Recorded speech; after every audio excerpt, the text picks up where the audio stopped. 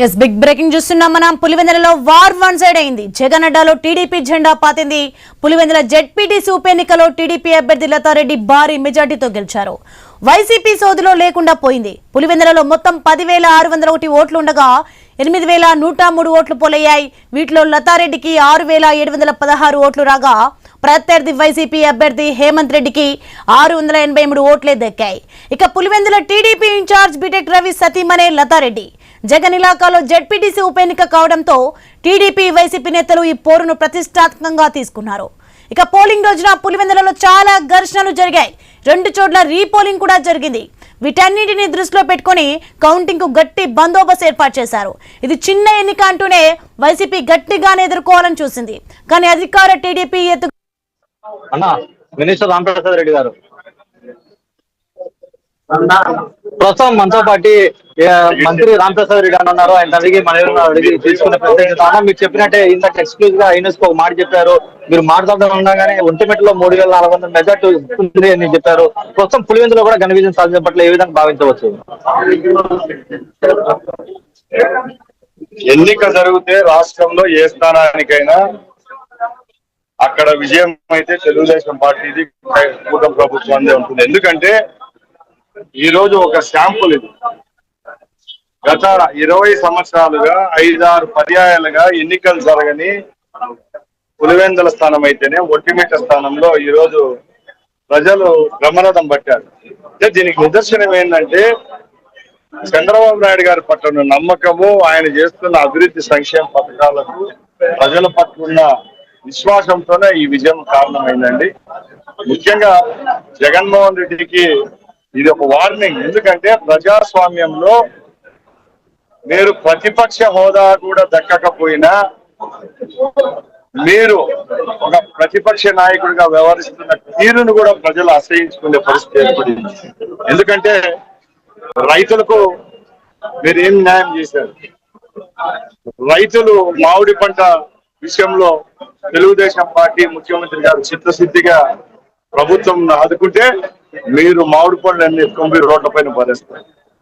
పొగాకు రైతుల విషయంలో స్పందించేదానికి మా ప్రభుత్వం ముందుకొస్తే పొగాకు రైతులు రెచ్చగొట్టి అక్కడ పోయి మీ యథేచ్ఛగా దాడులు చేస్తారు.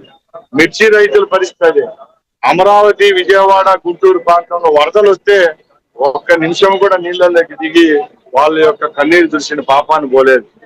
ఇట్లా చెప్పుకుంటా పోతా ఉంటే 14 నెలల్లో ప్రతిపక్షంలో కూడా మీరు విఫలం కావడం జరిగింది.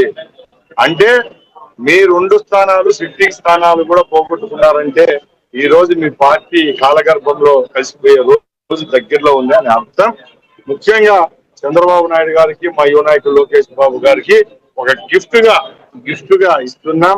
ముఖ్యంగా ఈ తీర్పునిచ్చిన ఒంటిమిట్ట, పులివెందుల ప్రజలకు పాదాభివందనాలు తెలియజేసుకుంటూ రేపు రాబోయే కాలంలో కూడా తెలుగుదేశం పార్టీ అభివృద్ధి అనేది ఏదో చేసి చూపిస్తుందని మీ అందరి ముందు సగర్వంగా తెలియజేసుకుంటారు. అంటే పొంగనూరులో చూసినటువంటి రామప్రసాద్ రెడ్డికి, ప్రస్తుతం మంత్రిగా ఉన్నటువంటి రామప్రసాద్ రెడ్డికి ఒంటిమిట్ట బై ఎలక్షన్ లో చాలా వేరియేషన్ ఉంది.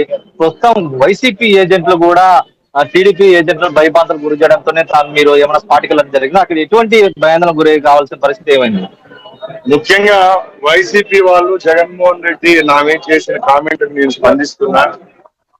నేను మంత్రి హోదాలో లేకుంటే మంది మార్గంలో నాకున్న సెక్యూరిటీతో నేను బూత్లోకి చూడి భయప్రాంతం చేసింటే నాకు తప్పే. నేను మంత్రి కంటే ముందు తెలుగుదేశం పార్టీ సభ్యత్వం కలిగిన కార్యకర్త, ఈ జిల్లా వాసిని, కడపలో పుట్టిన బిడ్డను. మా పార్టీ కార్యకర్తకో, మా పార్టీ సానుభూతి పరులకో సమస్య వచ్చినప్పుడు స్పందించే నైజం నాది.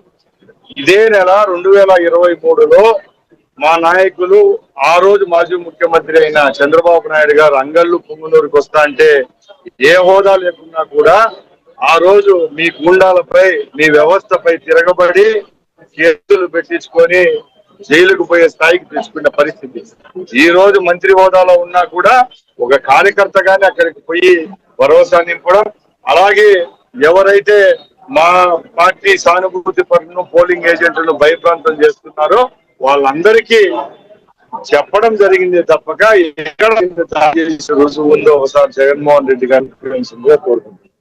ప్రస్తుతం ఘన విజయం సాధించినటువంటి సాధించడంలో